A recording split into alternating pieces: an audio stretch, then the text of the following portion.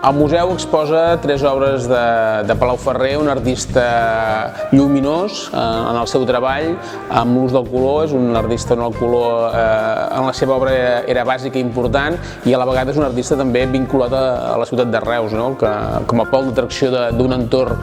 del sud del país, Reus va ser un referent també pel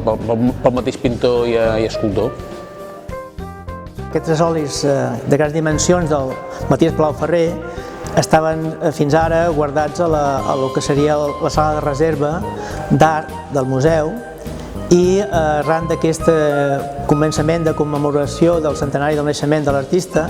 doncs ens va semblar que ideient poder-los exposar públicament i que la gent els vegés. A més, com que són d'unes dimensions molt semblants i tenen una